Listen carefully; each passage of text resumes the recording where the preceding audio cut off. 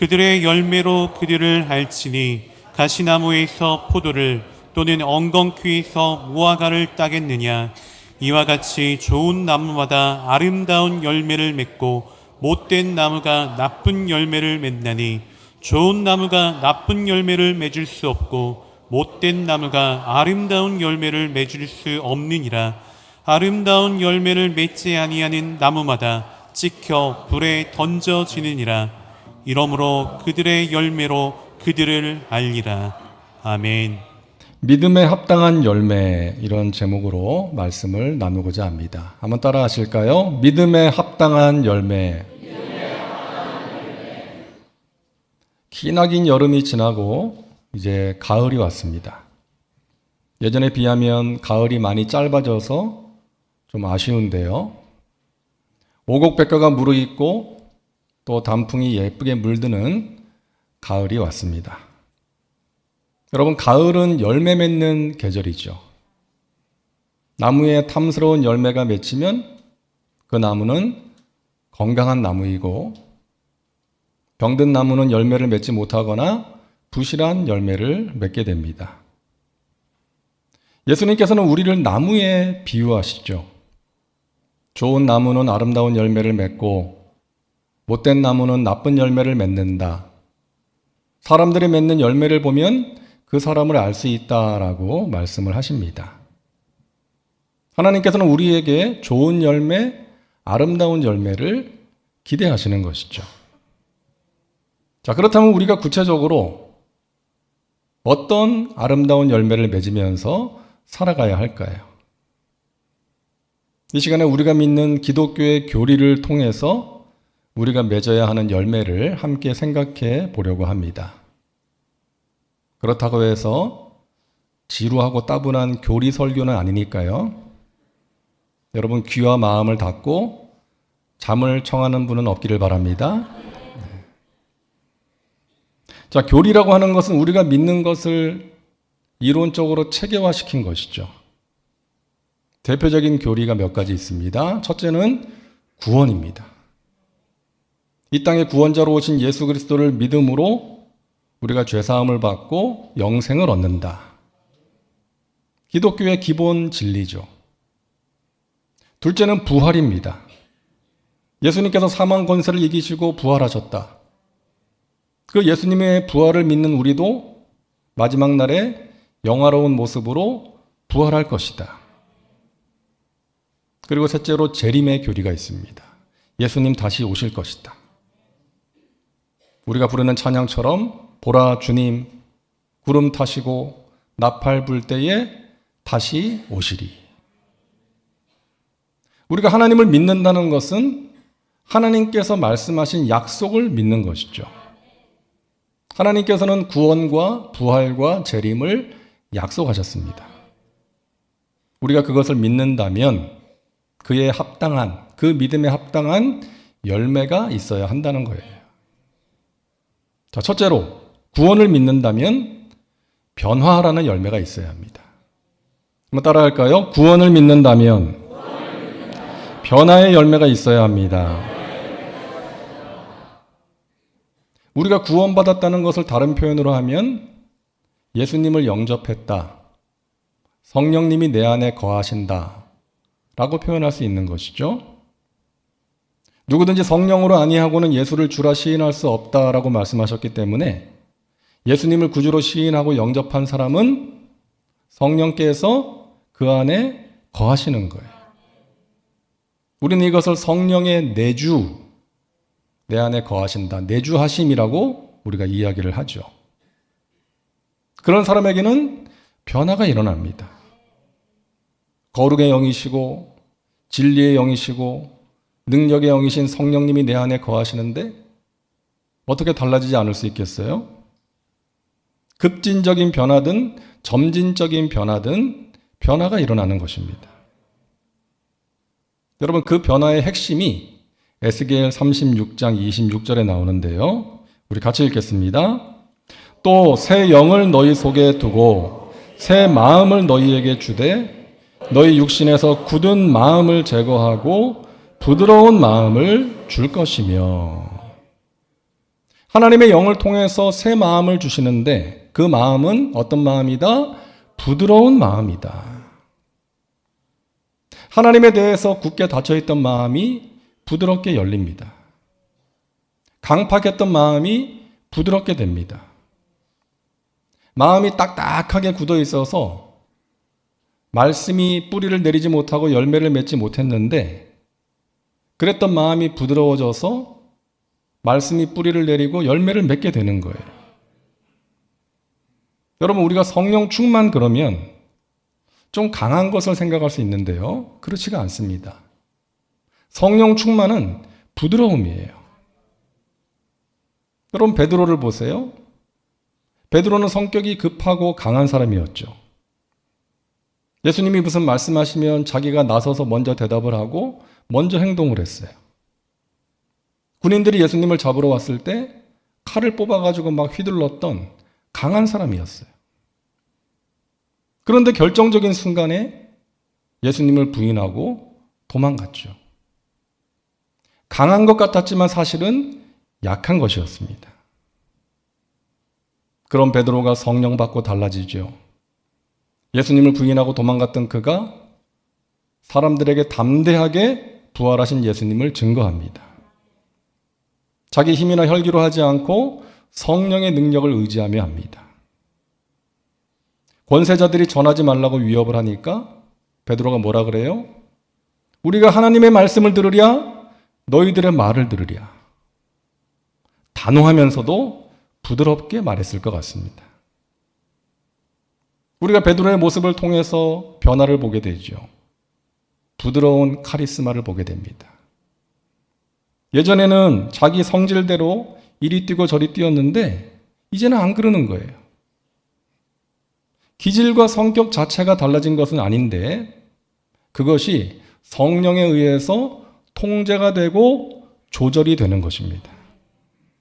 여러분, 이것이 성령 충만이에요. 우리 안에 계시는 성령님은 우리를 부드럽게 하십니다. 우리의 마음을 부드럽게 하세요.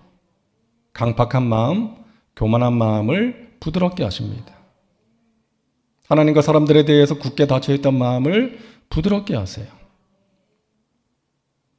예수님께서 4가지 땅에 대한 비유를 말씀하셨잖아요.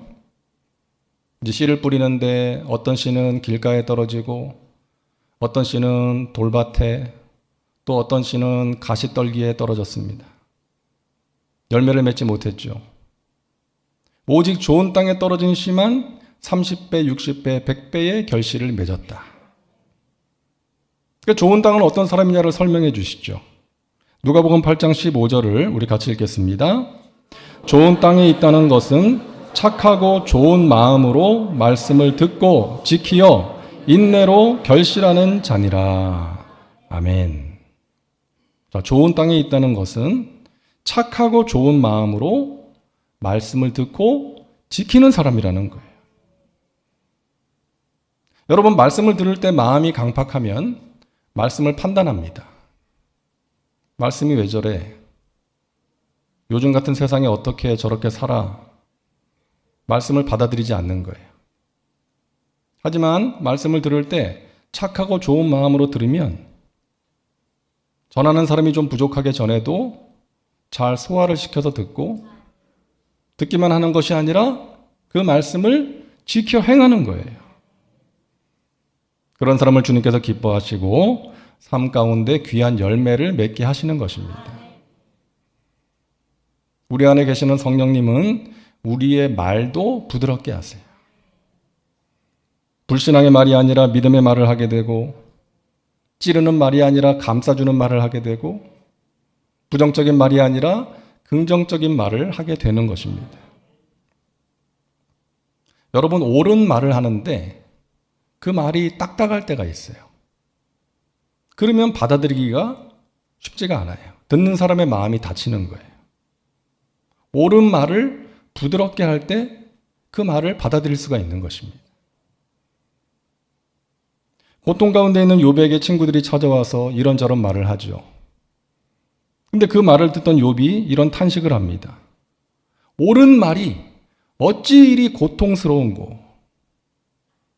옳은 말이 어찌 이리 고통스러운고.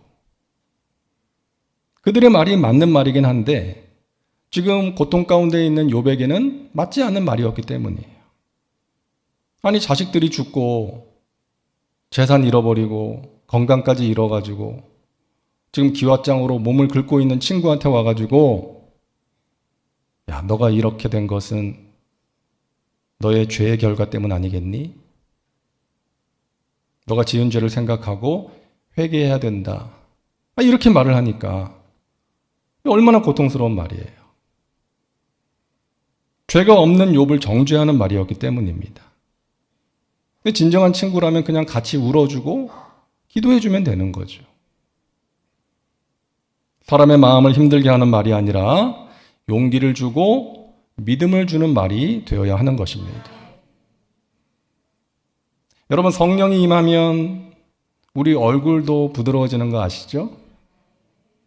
우리 얼굴도, 우리 표정도 부드러워져요. 스데반이 복음을 전하다가 붙잡혀서 공회에 끌려왔는데 그의 얼굴이 어땠다고요? 천사의 얼굴과 같더라. 복음을 전할 때의 스데반의 얼굴이 천사와 같았다는 것이 아니라 복음을 전하다가 붙잡혀서 끌려왔는데 그 스데반의 얼굴이 천사와 같았다는 거예요. 여러분, 스데반을 비롯한 예루살렘 교회의 7 집사는 어떤 사람이었습니까? 성령과 지혜가 충만하여 사람들에게 칭찬받는 사람이었습니다. 성령 충만하니까 얼굴이 달라지는 거예요. 천사처럼 되는 거예요. 마음의 평안이 임하니까 그렇게 되는 거죠. 복음을 전하다가 붙잡혀서 끌려왔지만 성령께서 내 마음을 주장해 주시니까 내 얼굴도 부드러워지는 거예요. 우리 교회의 모든 직분자들의 얼굴이 천사와 같게 되기를 간절히 소망합니다. 그런 얼굴이 돼야 돼요. 그럴 때 우리를 통해서 예수 향기가 전해질 수 있고, 그럴 때 우리가 전하는 복음이 힘이 있게 되는 것입니다. 우리 인생에 무거운 짐들이 있지만 우리 안에 거하시는 성령의 도우심으로 말미암아 우리의 생각과 우리의 말과 행실이 부드럽고 아름다운 것이 될 수 있기를 주님의 이름으로 축복합니다. 그 변화의 열매가 맺혀야 되는 거예요. 자, 둘째로 부활입니다. 우리가 부활을 믿는다면 어떤 열매를 맺게 되는가? 고린도전서 15장을 보면 부활에 대한 내용이 나오죠. 예수님 부활하셨다. 잠자는 자들의 첫 열매가 되셨다. 우리도 장차 마지막 날에 그와 같이 부활하게 될 것이다.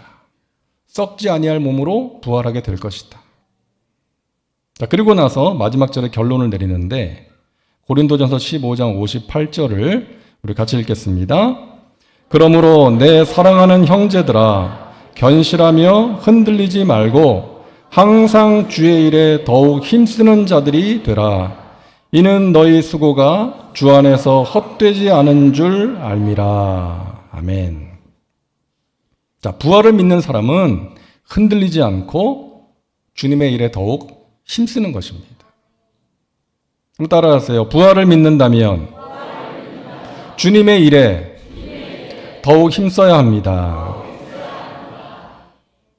아무도 알아주지 않아도, 내 환경이 힘들어도 하나님이 보시고 하나님이 아시고 인정해 주신다는 믿음으로 그렇게 하는 거예요. 여러분, 우리 믿는 사람들과 믿지 않는 사람들의 차이가 무엇입니까? 이 땅에서 결정되는 게 아니죠.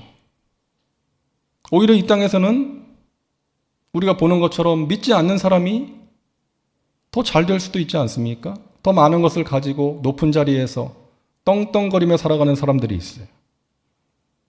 오히려 믿는 사람들이 안 좋은 일을 만나기도 하고 가슴 아픈 일을 겪기도 합니다.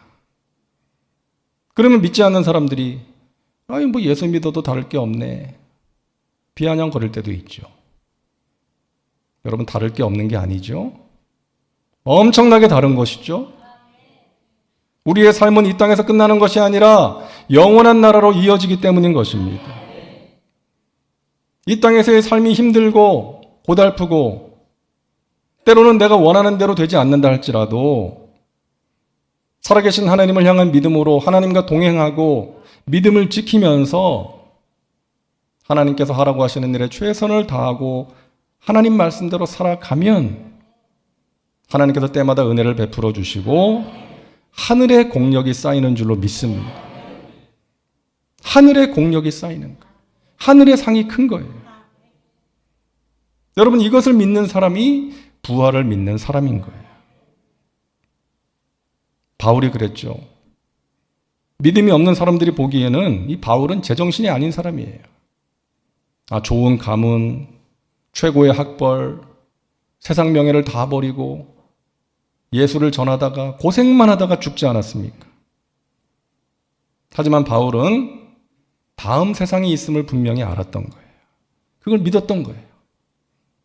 내가 선한 싸움을 싸우고 달려갈 길을 마치고 믿음을 지켰으니 이제 후로는 나를 위하여 영원한 면류관이 예비되어 있습니다. 주님께서 그날에 나에게 주실 것입니다. 그러면서 부활을 믿는 성도들이여 흔들리지 말고 주님의 일에 더욱 힘쓰는 자들이 되십시오. 여러분의 수고가 결코 헛되지 않습니다. 사랑하는 여러분, 주님의 일에 더욱 힘쓰는 자들이 되시기를 바랍니다. 주님의 일에 힘쓴다는 것은요, 교회에서나 여러분의 삶의 자리에서 주님께서 하라고 하시는 일을 최선을 다해서 감당하는 거예요. 요셉과 다윗을 보면 공통점이 있죠.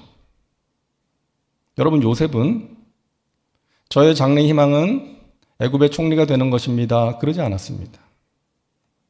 다윗은 저의 꿈은 이스라엘의 왕입니다. 그러지 않았어요. 자기가 하는 일, 지금 하고 있는 일, 최선을 다해서 성실하게 감당한 것입니다. 요셉은 형들의 미움을 받아가지고 죽을 고비를 넘기고 애굽의 종으로 팔려가서 모진 고생을 합니다.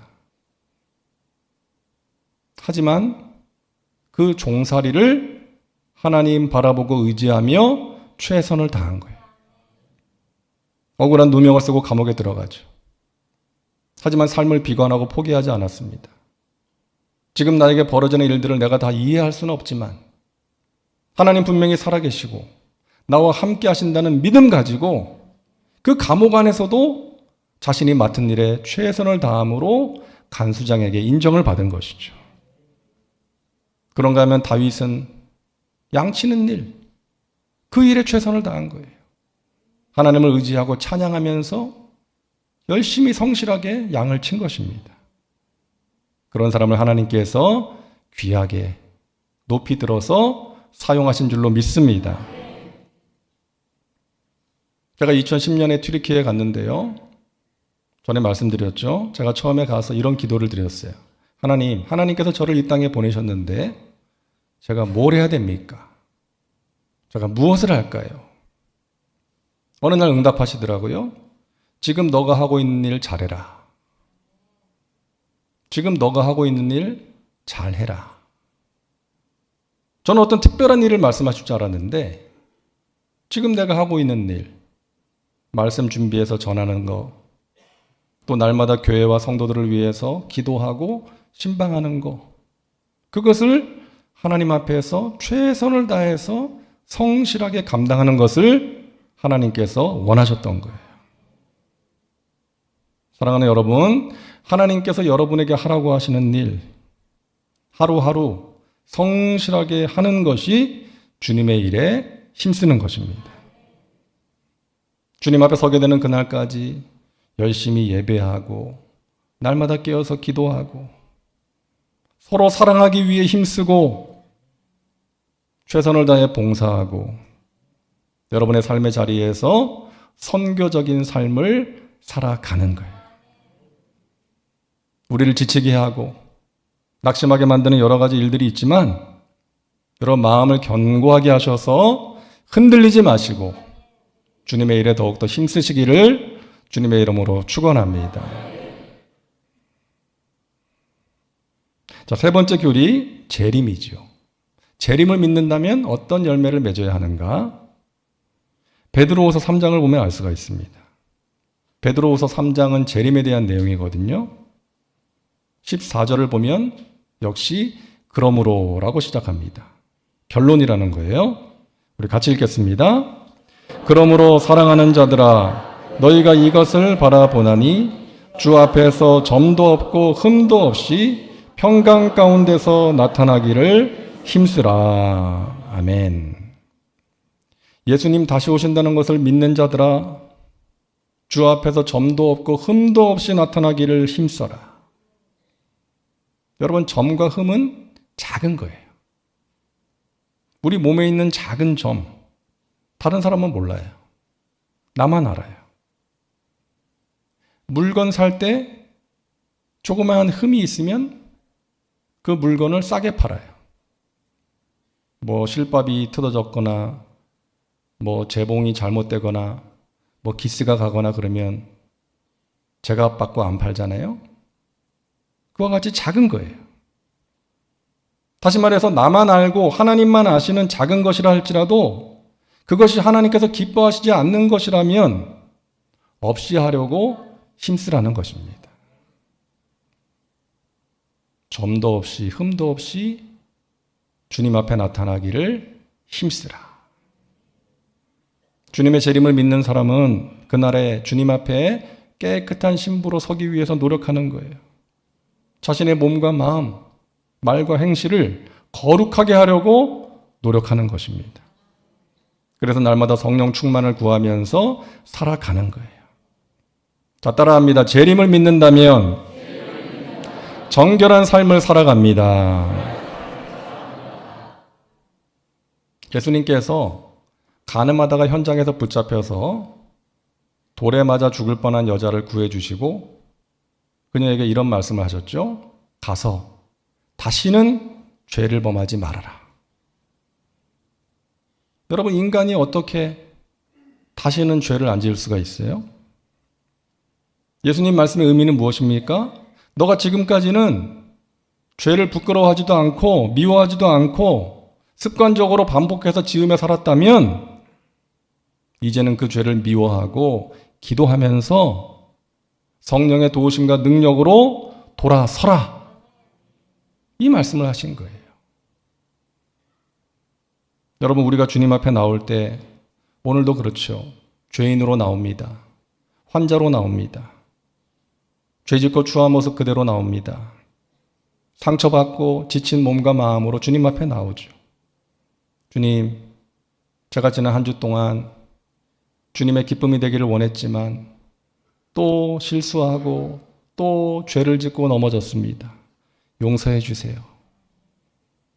주님, 제가 이런저런 문제로 요즘 힘들어요. 도와주세요. 그 문제를 해결해 주세요. 말씀드리면 주님께서 우리를 외면하지 않으시고 우리를 도와주시고 받아주시고 품에 안아주시죠. 여러분, 우리 예배 가운데 그와 같은 은혜를 경험할 수 있기를 바랍니다. 뿐만 아니라 우리가 하나님 앞에 이런 기도도 좀 드릴 수 있어야 하지 않겠습니까? 주님, 제가 지난 한 주 동안 많이 힘들었는데 지난주에는 제가 주님 말씀 붙들고 이겨냈어요. 제가 죄의 유혹을 받았지만 성령의 도우심으로 이겨냈어요. 저 잘했죠, 주님? 기쁘시죠? 이런 기도를 우리가 주님 앞에 드리면 우리 주님께서 얼마나 좋아하시겠습니까? 그래, 어이구 내 새끼 잘했다. 내가 너를 보니 기쁘구나. 나를 의지하는 너를 내가 항상 굳세게 하고 도와주고 붙들어 줄게. 우리 아버지 하나님께 달라고만 하는 자녀가 아니라 아버지께서 기뻐하시는 것을 드릴 수 있는 성숙한 자녀들 되시기를 주님의 이름으로 축복합니다. 우리 하나님 아버지의 마음을 시원하게 해드리고 따뜻하게 해드리는 그런 자녀들 되시기를 바랍니다. 한 가지 이야기를 말씀드리고 오늘 말씀을 마치려고 합니다. 영국을 대표하는 역사가이자 비평가였던 토마스 칼라일이라는 사람이 있습니다. 프랑스 혁명사라는 이제 대표적인 저서를 남긴 그런 사람이에요. 그 오랜 세월 준비해서 드디어 이 프랑스 혁명사의 초고를 완성합니다. 그리고 친한 친구인 존 스튜어트 밀이라는 친구에게 주면서 감수를 해달라 그랬어요. 네가 한번 쭉 보고 나에게 의견을 얘기해줘. 그 원고를 줬어요. 근데 얼마 후에 이 친구가 사색이 되어가지고 찾아와서 말합니다. 자네가 준 원고를 태워버렸어. 이 자초지종을 들어보니까요, 이 친구가 원고를 가지고 읽다가 잠이 들었어. 그게 바닥에 떨어뜨린 거예요. 근데 다음날 아침에 하녀가 청소를 하다가 쓰레기인 줄 알고 불에 태워버린 거예요. 여러분, 수년간의 노력이 한순간에 사라져버린 거예요. 얼마나 낙심이 되었겠습니까? 그래서 이 토마스 칼라일이 극심한 무기력증과 우울증에 빠지게 돼요. 그러다가 다시금 마음을 다잡게 된 계기가 있었는데, 하루는 어느 공사장 앞을 지나가는데 그 공사장의 인부가 벽돌을 한 장씩 한 장씩 쌓아 올리는 것을 보게 돼요. 그리고 깨닫게 된 거예요. 그래, 저렇게 벽돌을 한 장씩 쌓는 것처럼 나도 매일 한 장씩 원고를 다시 써야겠다. 그래서 다시금 원고를 쓰게 되었고, 매일 한 장씩 써서 2년여 동안 초고의 70여 군데 잘못된 부분을 바로잡고 더욱더 보완된 내용으로 프랑스 혁명사를 완성하게 되었던 것입니다. 그래서 토마스 칼라일의 프랑스 혁명사를 2번 쓴 프랑스 혁명사라고 부른대요. 이 사람이 이런 말을 했습니다. 길을 걷다가 돌멩이를 보면 약자는 그것을 걸림돌이라고 하고 강자는 그것을 디딤돌이라고 한다. 사랑하는 여러분, 여러분의 인생길에서 어떤 좌절을 경험하셨나요? 포기하지 마시기 바랍니다. 벽돌 한 장씩 한 장씩 다시금 쌓아 올린다는 마음으로 여러분 다시 시작하세요. 특별히 주님께서 기뻐하시는 열매 맺기를 여러분 절대로 포기하지 마시기를 바랍니다. 변화되기를 포기하지 마세요. 주님의 일을 포기하지 마세요. 깨끗한 그릇이 되는 것 포기하지 마시기 바랍니다. 우리가 좋은 열매 맺기 위해서는 좋은 나무가 되어야 됩니다. 우리 예수님께 깊이 뿌리를 내려서 예수님이 주시는 수분과 양분을 공급받아서 여러분 좋은 열매, 주님께서 원하시고 기뻐하시는 좋은 열매를 맺으며 살아가시기를 주님의 이름으로 축원합니다. 기도합니다. 하나님, 우리가 가진 믿음에 합당한 열매를 맺게 하여 주옵소서. 주님께서 기뻐하시는 열매 맺는 것 포기하지 말게 하여 주옵소서. 예수님께 깊이 뿌리를 내린 좋은 나무가 되어서 예수님께서 원하시고 기대하시고 기뻐하시는 그 열매를 맺으며 살게 하여 주옵소서. 예수님의 이름으로 기도하옵나이다. 아멘.